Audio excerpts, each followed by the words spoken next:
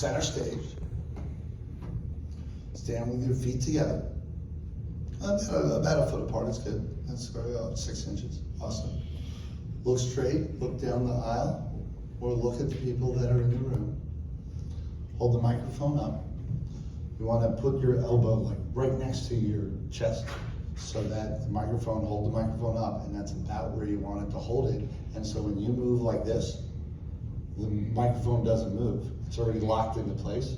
Because otherwise you're speaking and the microphone's like this, and you're going, how do that? And they're hearing pieces of what you're saying because the mic's going in and out. Instead, you lock the microphone in, and then when you move, it stays there, and you don't have to worry. This hand stays, you can motion with this hand all you want. Good? Yeah. Tell them the most important message that you would want to tell children around the world. Just one sentence, one piece. Sometimes school kind of feels like it's just that, and then there's an edge that you just fall off of into the unknown. But it's not really that way. It's just schools overcomplicate everything. They stress you out, but that's not what life is about. Life is more about continuing your story where you want it to be, where you want to go, and that school isn't the end of it. Teachers, authority figures aren't the end of it. Despite feeling like there's no control in your life, despite feeling like just a kid, you're more than that. You're the future. You are what future generations are. You can be curing cancer or something like that. All it is just sometimes not listening to your parents or your authoritative figures. In your case, you listen to mom. Everybody else, that makes sense, right? Yeah. Listen to your parents in the ways that protect you, but sometimes you gotta step out of that box. Yes. Sometimes stepping into the unknown, you'll find that on that ledge is actually a paradise and a comfy pillow waiting for you at the end. It just takes the courage to step away from the people who held you back in those chains.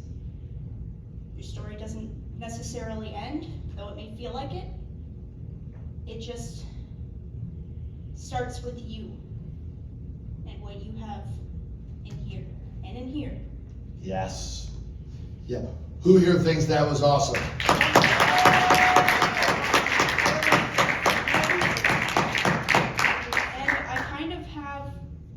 Sarah was her name? I kind of have her to thank for that because she showed me that math is overcomplicated. I always thought I was dumb. I was stupid in the head, but I wasn't. I was just taught some very complicated shit. But it's not that complicated.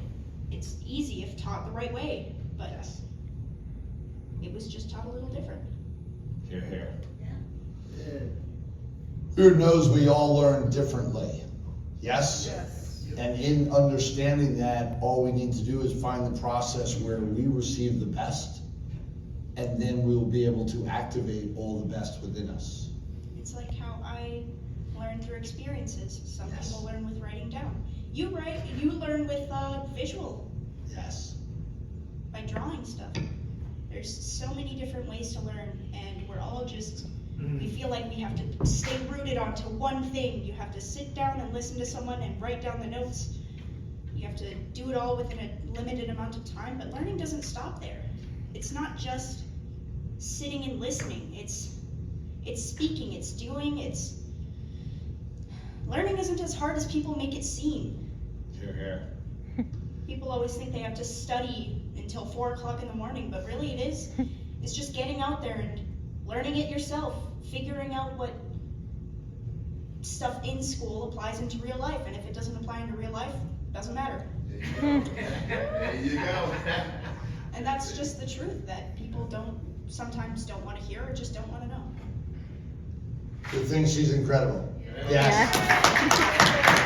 Give her a round of applause.